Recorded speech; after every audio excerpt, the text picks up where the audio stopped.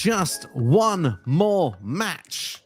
That's right. You remember the feud from 2011. We're going to do a watch along from SummerSlam 2011. Christian versus Randy Orton. As you can see, the timestamp underneath me is 1:32:15. We're going to be pressing play at 1:32:37. Of course, this is for the World Heavyweight Championship. Christian was the world champion at this point, taking on Randy Orton in the feud. We're going to go back through the old steps and talk about the match that we see in front of us. But just before I welcome in Steve, let's do the countdown. 3, 2, 1, press play, as Christian is already in the ring and Randy Orton is about to make his entrance. NX Steve, welcome to the video. And are you looking forward to going back to 2011 to see this classic match?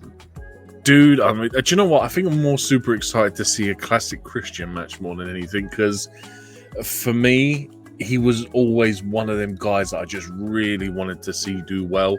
And when he finally gets the world title, I was like super gassed about it. And like, again, it's probably another situation where I probably haven't seen this since 2011, but I know this is a good match, and I'm just super stoked to see it. Plus, a very trim Randy compared to what he looks nowadays, because like he's obviously bulked up a bit more. But yeah, man, I'm just super gassed for this one. Yeah, I mean, for me, I'm looking forward to this. This was a match you suggested for this series. We're going to look to do at least 3, maybe 4 of these over the coming weeks between now and SummerSlam. And I mean, not only is this a great match, these two have had great chemistry all the way through, but you know, they had a great rivalry. It's a rivalry that people still talk about today. Obviously, this is around the period that CM Punk did all the pipe bomb stuff, but a lot of people still talk about how this is the feud that they were really into, really enjoying at that sort of time period. Of course, for those that need those steps retraced, of course, we go back to WrestleMania 27. Of course, Edge was the World Heavyweight Champion. Of course, his career had to end at that point. He couldn't continue, so it was a ladder match to determine the new champion. Was Christian versus Alberto Del Rio, and Christian actually won the championship, only to lose it 5 days later to Randy Orton on SmackDown. It felt a bit like, you know, that big name taken away from the guy that finally made his way to the top after all them years. Of course, from that point onwards, that led to Christian Cage turning heel in the process. Of course, his first time winning the world title there, but he won the title back from Randy Orton at Money in the Bank, because the championship could change hands on disqualification, which is what happened. It was a DQ and Christian won there. So one thing that Christian was actually highlighted through Chris Van Vliet on a recent interview, by the way, is won the World Heavyweight Championship twice in WWE. Never got the pinfall victory on either of them. Yeah, it's I think unfortunately Christian is just one of them guys that I think in a lot of people's eyes kind of just feels like he only won it because Edge retired, and obviously with these two being brothers, yeah, as it's famously been told in WWE lore. But yeah, I think it was kind of Christian just found himself getting that mantle from just almost play homage to Edge, really. And dude, I mean, hopefully one day soon in AEW he'll win that world title and you'll finally, like, well, obviously I know he's been TNA world champion, but do you know what I mean? I think he deserves, a proper WWE run as a world champion, but whether it happens or not, probably not, but, you know, I can always dream. Up there, one of the greatest TNT champions in AEW history. Certainly has taken his gimmick to a whole nother level over there. Currently, as the bell rings there now, we've had the entrances, we've had the introductions, and of course, for those that are tuning in a little bit late into the video, you can see the timestamp just beneath my chin, and you do not get lost at any point during this match, as Randy Orton is circling Christian Cage at this point. I say Cage, just slip of the tongue. It's just Christian at this point in WWE. Yeah. It is the force of habit with watching nowadays. But of course, this is like Randy Orton in his prime at this moment. You know, Randy Orton still as good today, but of course, he was on another level at this point between 2009 to 2011. This was like his peak years of winning all those world titles. Yeah, he's at peak athletic ability at this point, and obviously he's just slowed down a bit really as he's got a bit older. But you know, I imagine at some point in this match he's going to try and find an RKO out of nowhere, because it is Randy Orton, and it's probably going to be awesome, as it always is. But dude, just to watch a Christian match from back then is just, like I said, I think that's the most exciting thing for me to see, just because, like, I don't want to say that Christian is, that's a great draping neck on there, but I don't want to say Christian is a Marty Jannetty, but he's almost like, I know Christian was successful, but because Edge was so successful, Christian almost comes across as Marty Jannetty. Do you know what I mean? And it's so unfair as well because he has so many accolades to his name as well. It's one of the true tag teams where like both have gone on to become world champions and have done big things. So like you say, but Edge is up there as one of the best of all time. Perhaps certainly in the last 15, 20 years, it's hard to think of, what other names don't come to your head first. Edge is up there outside of, after your John Cena's, your Randy Ortons and your Triple H's, it's Edge is probably the next one that's there probably in the last sort of 10 to 15 years. Totally agree. It's like I said, he's living in someone else's shadow, and that someone else just happens to be someone really special. Like Edge for me, just like through his whole time was great. Like I used to sit there and think about it that back in the day when we had TLC, that I used to be a massive Hardy fan, but thinking about it now, I think I was actually a big Edge and Christian fan. Just because I like these guys so much, like the amount of times, like the 5 seconds of flash photography, and I can't remember it specifically, but there was one time where they were trying to get out of a match, and it was one of them sitting in a cubicle with a bucket of water, pretending to be sick. And I forget what it was, but it was just comedy gold. I used to love it so much. They were certainly comedy geniuses in the early 2000s, certainly with their stuff then. Like I said, the 5 seconds of flash photography was always a highlight. I always thought myself as a bigger Hardy Boys fan back in the day, but always ended up in the end being Team 3D for me. But of course, you couldn't go wrong with either of those tag teams here. But this one's broken out to the floor at this particular moment. Of course, look at this, Randy throwing Christian there. Back of the neck first there into the guardrail. Thoughts of the early parts of this match? Yeah, flawless so far. Nothing to complain about. It's just been just obviously getting a feel for it, trying to prep the crowd, get them warm. Do you know what I mean? Waiting for that point where we're going to get a shocking moment or a reversal that's going to completely turn the tide, and the crowd's just going to start jumping for it. I forget who's I presume Christian is supposed to be the face in the storyline, right? No, he's the heel. He's the heel. Oh, he's the heel. Okay, there. See, Randy's gone for the RKO. The anonymous Raw GM there. It's just come up. Who remembers that gold mine back in the day? Christian's looking to do a runner. It's gone straight over the barricade there with the championship. Randy's if I'd have waited 10 seconds, this would have answered my question. Such a heel move running off with the title. Well, they're in the crowd now, fighting through. Is this a stipulation match, or is this just a normal match?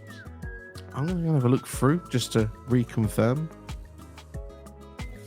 Because I presume this is just a standard match. You can't, it's not a full, well, essentially a no DQ match of some variety. It must be, surely. I believe this is a standard match. It is a standard match on here anyway. It says there's no stipulations added on the side here. So, nice to check to be sure. Yeah.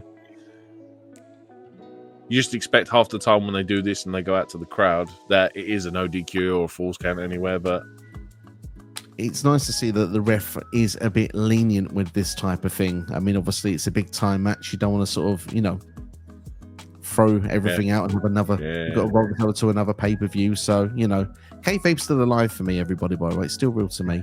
No disqualification, run Christian, run in the background. I'm going to look this up. I got a feeling this is a no DQ. It's got to be, surely. If someone in the crowd's got a sign. Great punches by Randy there and Christian in the corner. Oh, and Christian, great reversal, sends Randy diving into the turnbuckle. I tell you what, the way that the rings are produced now as well, it must have been so much harder to do that spot with the thin turnbuckles, whereas obviously now they're a big bulky LED sign, so it's easy for someone to shoulder tackle one of them and sell that move. But the fact that Randy does it flawlessly is just great. No holds barred. Okay, there we go. Should have really done a research. I'll tell you what, that is a trope that I really wish they would do, is they just get rid of all the fancy names and just have them as no DQ. No holds barred, falls count anywhere, hardcore match. Just give them one name. Don't stop giving them 40 different versions of the same match. Street fight, bloodline rules. Yeah, exactly. It's all the same. Nigerian drum fight. Exactly. That didn't have any drums. The dummy Christian hole wailing match. on What was Randy the Sheamus Ricciardo one? It's a Donnybrook match. That's the one. There we are. Yeah. Good When old it comes to fashioned Donnybrook. straight into the throat of Randy. Randy's selling so well. One thing I've really enjoyed about this match so far, Randy Orton's facials. I feel like he looks like an absolute menace every time he's like going to do anything. Like you genuinely believe the character work of Randy Orton every time he steps through the curtain. Yeah, I think for me though, in this period, like finding Randy as a face is really hard to believe because we've seen him do it so many times before where he, like you said, he has that menacing aura about him. And for him to try and sell those facial expressions as a babyface, it's really hard for me. Absolutely. Randy is on top again now, though. He's now been a reversal. Bit of a side elbow there. Not the cleanest. This ain't the one where he does. Ain't the one where he does the splits jump, is it?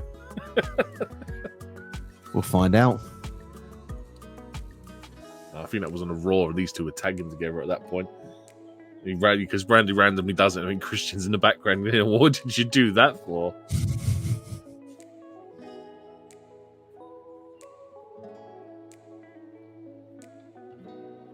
Lovely counter there from Randy. Up. Very close, that near fall there. Very close.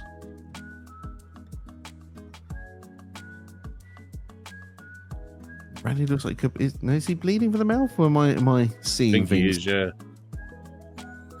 Nice spine buster. Great spine buster. Favorite spine buster in the business?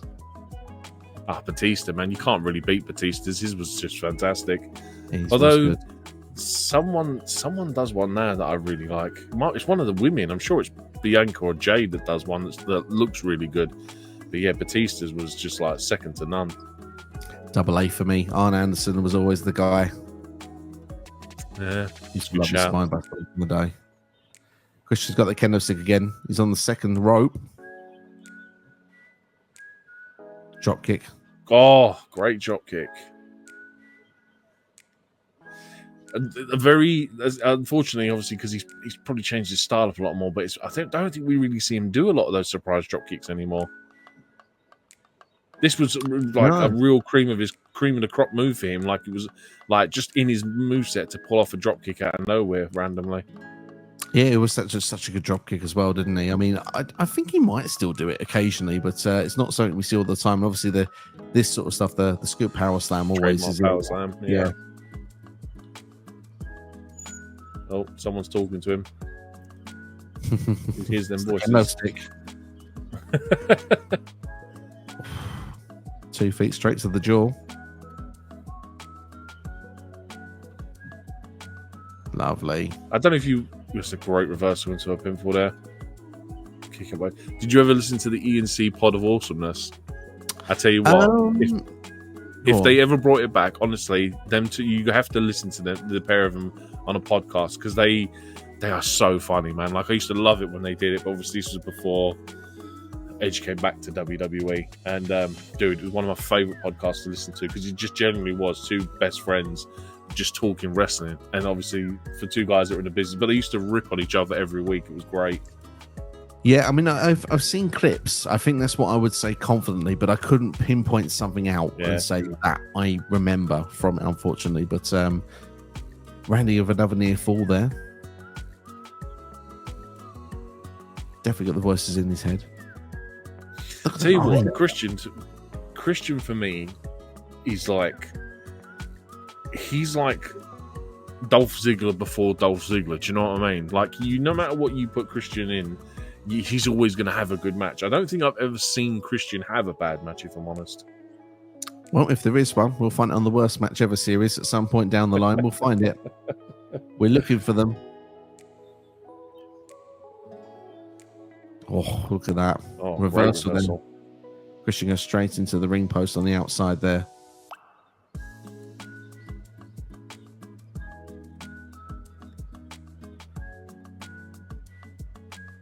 Nice.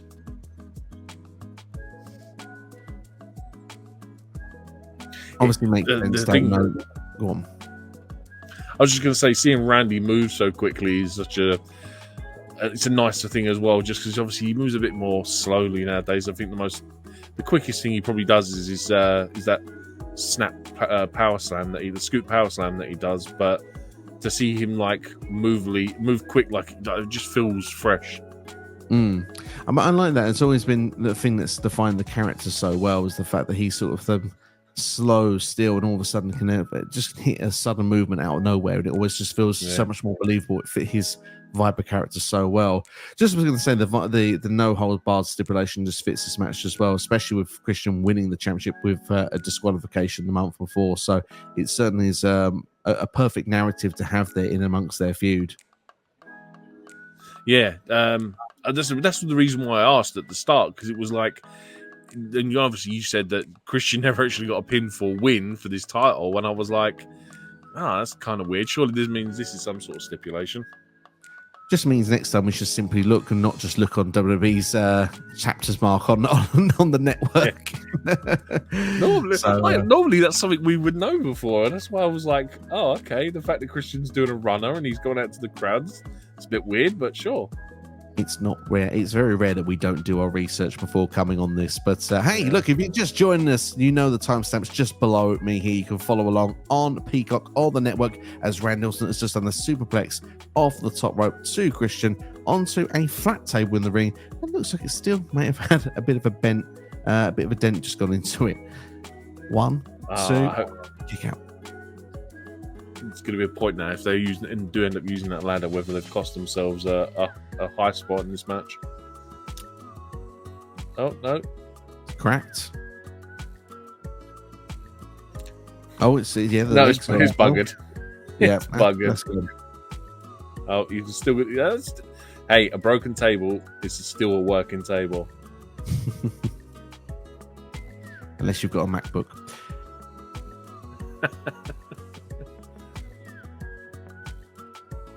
Perfectly positioned in the corner.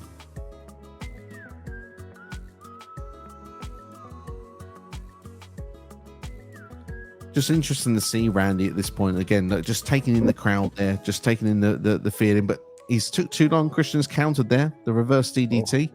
Is he going to go for the spear?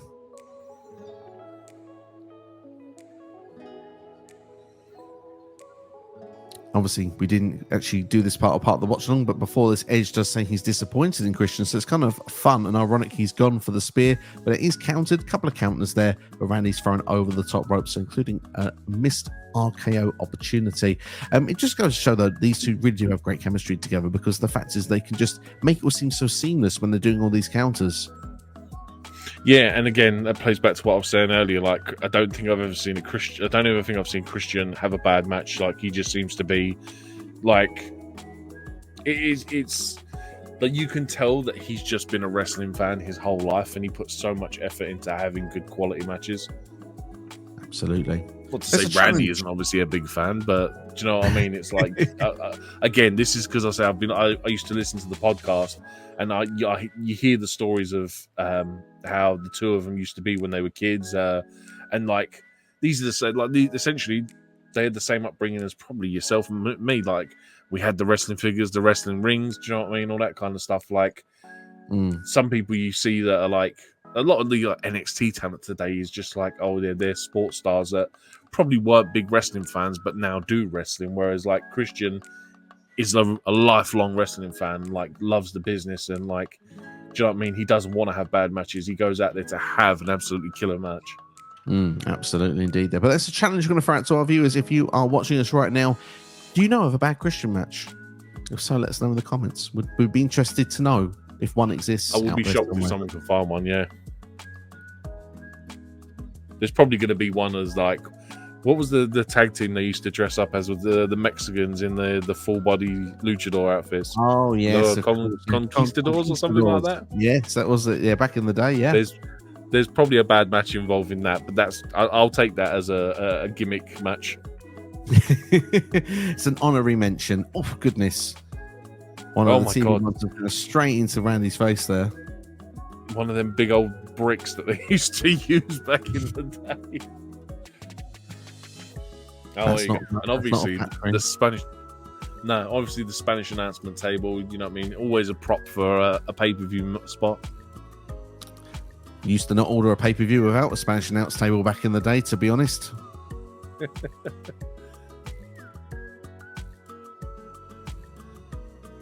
I'd be interested to know the mechanics of how they work now, because you see people do moves on them now, and it's like they've gimmicked I think they've gimmicked these tables, because these collapse like they're nothing. Like, you do this wrong, great RKO there through the table, and the selling as well of the back afterwards as well. Beautiful. Yeah. Christian was lifeless. Randy's busted on his arm. Yeah, that's the moment where the crowd are now right. That's it now. This is hotting up. But yeah, like, you see the tables nowadays, and they do these kind of spots like RKOs, and the table don't collapse. But then 10 minutes later, someone will do a powerbomb, and the thing will break down. It's almost like someone comes along and takes the bolts out of the things 5 minutes later. Yeah, it's a little bit like that, isn't it? I mean, I've always wondered the mechanics of it, because nowadays as well, like back in the old days, you used to go for that's it. That table stayed like that for the rest of the night. Nowadays, the table's put back up within like 2 segments. It's just like, you know, they've got spares ringside just waiting for a moment to change it. Special materials for sure. Ain't like the 90s when they just used to have the fold-up tables in it, and used to have like JR and Jerry and Vince all huddled around one of them like cheap tables that, you know, the slightest bit of like, you can put a hot drink on there and the thing falls apart. It's true. Back in, they're both getting there. They're both in the ring again. That table's still planted in the corner.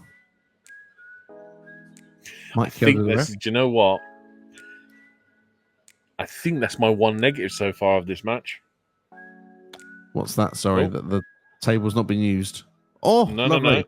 No. Oh, I'm pretty. Oh, my Christian's recovered too quickly from that RKO for me. He's just gone through a table and he's got in the ring at the same time as Randy.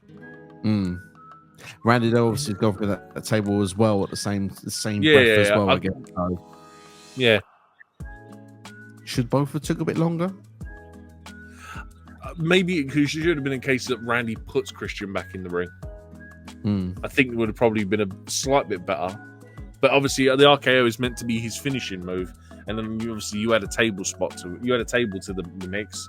It's supposed to be more devastating, yet he's literally got up of his own free will and climbed back into the ring at the same time as him. And I'm like, yeah. Again, but this is me being super anal about. Do you know what I mean? Like, if again, 13 years ago, I'm loving this, and it's only now because we're watching it as a review that I'm being overly critical of stuff like that. It's finding the bits of where a match could improve, in your opinion, absolutely. And do you know what? Something I'm going to ask now. Christian has got 2 steel chairs now. Going to go for the concerto. For someone who was known as like a chairman back in the old days, probably 11 years early, he was known as his weapon of choice. Are you surprised it's taken only 20 minutes for him to get said steel chair involved in this match?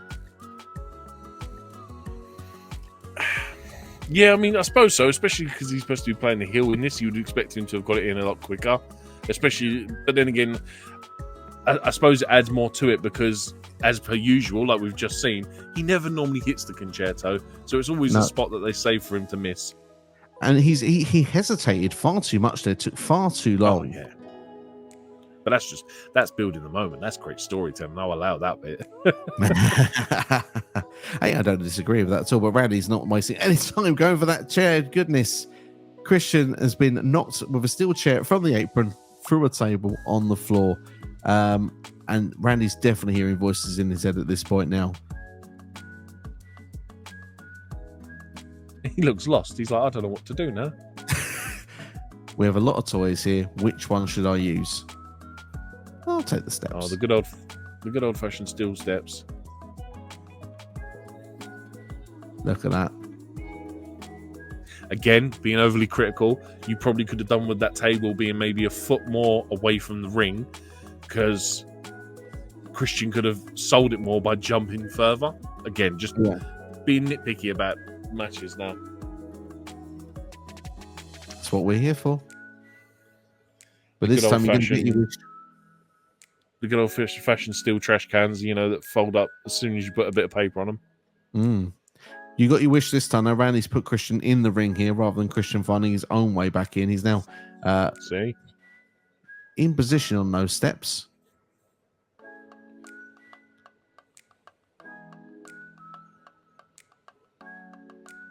Oh no. Is this he's already is this tries to stomp Christian's head in on the steel step there. Hey, power slam through the table. Would have thought Christian would have missed the spear or got the spear. Wouldn't think it'd be as creative as the power slam going through there. I would like to have known what the original spot was meant to have been if that table was in one working piece. You know what I mean? Not that I'm complaining about the spot we got, but you always see him improvise, and it's like, I wish we'd known what the actual spot was meant to be. Thing is, though, they made it seem so believable that it would be the natural spot. Like, with going for the spear, with it being up in the corner for so long on the match as well, making it to the payoff point there. So they've done a really good job with it. That kendo stick now's had a few goes, hasn't it? It's starting to look pretty knackered. Do you know what? I sit there and think, could I take a shot from a kendo stick? I don't know if I could. Because they don't hold back with the kendo stick. No, I wouldn't know, but they don't ever hold back. And then you obviously see the whelps afterwards, and you're like, there we go. Looks painful. Vintage Randy, or at this point, which is probably just Randy, DDT through the steel trash can, and it's just flattened. It's like a pancake now. Pancakes. It looks like the lid for the other bin that's in there now. Exactly. Oh wow, he is proper busted up. It's just he's busted his thumb, and he just wiped his thumb all over his face. Oh, gotcha. Is that what he's done? Looks cool as hell, though. Well, here we go. Oh, love it. Oh no. Oh. I told you, dude, I will say this till the end of time that and Randy picks up the pinfall there with an RKO on top of steel steps. RKO is the best finisher in the business, man. Absolutely. Well, to be fair there, look at that, the way Christian came off there of the second rope and then turned into an RKO on those steel steps, and that's a 1-2-3. And that is that feud, ladies and gentlemen. Randy Orton walks away as your world heavyweight champion, and of course he holds that championship only for a few short weeks, and he loses it to Mark Henry, of course, the Hall of Pain era in WWE in the sort of autumn winter season of 2011. But your overriding thoughts of Randy Orton versus Christian Cage, which was a no holds barred match, what your final thoughts and your rating for this match of this SummerSlam Classic? Solid match. Great way to end the feud. You can't go wrong with Randy Orton in a match. You can't go wrong with Christian in a match. Put them two in a world title scene. It's thoroughly entertaining. I can see why this is in a lot of people's top 10, top 20 matches of SummerSlam of all time. It's thoroughly entertaining. It has some great moments, some great spots. It has everything a crowd or a viewing audience really want. It has high points with obviously the RKO going through the table, the finish of the RKO on top of the steel steps, the snap power slam through the table. There's loads of great things to watch in this. For me, if I'm going to rate this, I'm probably going to go with something like a 3 3/4, maybe even a 4. It's really good.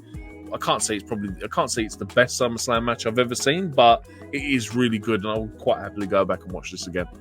Yeah, it's a very enjoyable match. There's not a lot wrong in it. They've got such great chemistry the way they do things, and it's hard to find much faults in the match, if any at all. And it just goes to show, if you've watched this match and you've enjoyed it, you're going to enjoy the entire series, because that's what every match with these two is kind of like. They just have just amazing chemistry. So I think the 3.75 star rating is probably accurate. It's between a 7.5 and 8 out of 10 kind of vibe. So yeah, I think that's a fair reflection for this one. I have pre-looked up Dave Meltzer's rating for this one for those that are keeping score at home, and he's given this a 4-star rating. So Yeah. Dave's slightly higher than us on that one. But we have a couple of other matches that we are definitely going to do in this series. I'm going to look to try and bring some of them live to the channel as well. Obviously, this one we've pre-recorded, but we will be looking to bring live to the channel